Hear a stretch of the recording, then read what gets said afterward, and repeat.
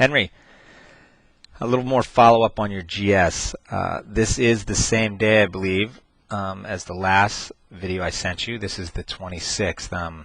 I will send you a clip from the 27th. I thought you were skiing a bit better this day, so I wanted to use this. I only got a couple runs on the 27th, and I'll send you one just so you have it. But let's take a look at you and Scott again, and I will talk about a few things. Again, to keep things consistent, whether it's slalom or GS, remember, focus, forward movement. All right, we're going to break that down for you a little bit as it relates to GS. Slalom, you're a little taller position. We don't want as tall a position in giant slalom, but forward movement between the turns. And then that foot-to-foot outside ski, especially as it relates to balance. If you have a little bit of, if you're a little off balance, it's not as prevalent in your giant slalom, but I wanted to mention it again. And then timing. Timing was a huge issue when you started with giant slalom. You were back on your heels because you weren't moving forward, and you were pivoting your skis and cutting off the top of the turn dramatically. Your timing improved, exponentially through this giant slalom training. It was a great job on your part. I mean, you're actually, linking up arc to arc skiing. I think we'll be able to draw some comparisons with you and Scott here in terms of just what I'm talking about. So let's take this and let's go back a bit. And let's see if we can't show you a little bit about what we're talking about, break it down a little for you. Okay? So, here, coming through the arc, let's first take a look at Scott here. Okay, so,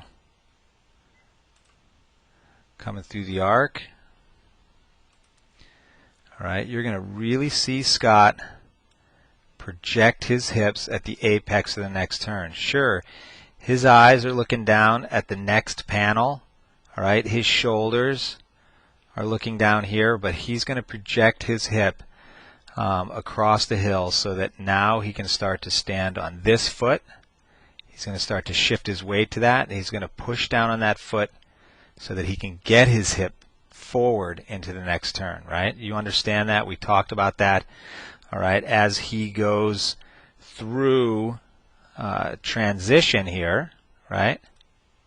Yeah, he comes up. You can see this foot is now off the ground. He's solid on here, but you can see that he's projecting, all right? He's on this uphill edge. He's taking this ski across the hill, and he's moving. All right, he's moving his hips through here and across the hill. All right, this is critical so that he can get on the front of the ski out in here and really bend the front of the ski in this part of the turn. You can see that he comes across, rolls the ski over, and boom, he's in a really solid forward position, driving into the ski. All right. Let's jump over here and look at yourself. Same turn. We're not going to talk so much about the foot-to-foot right here, but this is what I'm talking about as it relates to sometimes just a little bit of loss of balance. You fall into that inside ski just a little bit, and you're going to lose a lot of timing. All right, so all these things kind of tie together a little bit, but what we're talking about is driving the hips forward. You come out of this turn, you need to really be driving the hips forward at this new apex.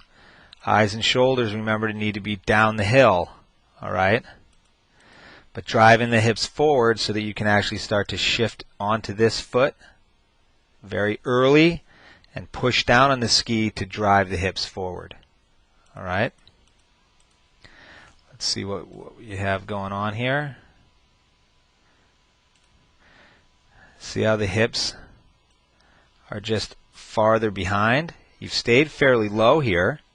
Okay, Scott, I would actually say, came up just a little bit taller, where Scott usually tends to stay, pretty low, which is good. But remember, only as low as each turn demands for you to get the hips forward. Being forward on the ski is far more important than staying low, but we want to not take our movement up high and lose our feet out in front of us. That's the only trade-off there. But here you stay low, but you allow your feet to be out in front of your hip. All right? And this hip back position as you move forward, all right, can be an issue. Okay, you roll in. You still get pretty good shape on this turn, which is good. All right, but I'd like to see you getting in a more forward position or getting the hips forward sooner. All right, it's easy to pull off in the flats, but you want to be able to close down your ankle angle sooner.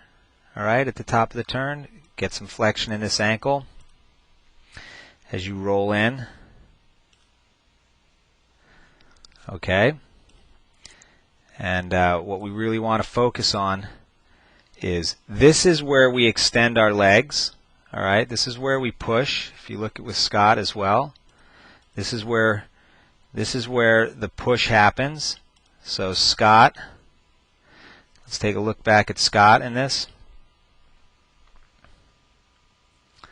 All right, he's staying low, but he comes up just enough. You can see that he's more forward. All right, he's driving that hip a little bit more forward, and here he already starts to push and extend as he starts to get his hip in. He's not driving for direction change yet, but he's really pushing on that ski. This is where we lengthen, we keep pushing the length, We're looking at Scott, and then now you release and you suck it up and come over the skis.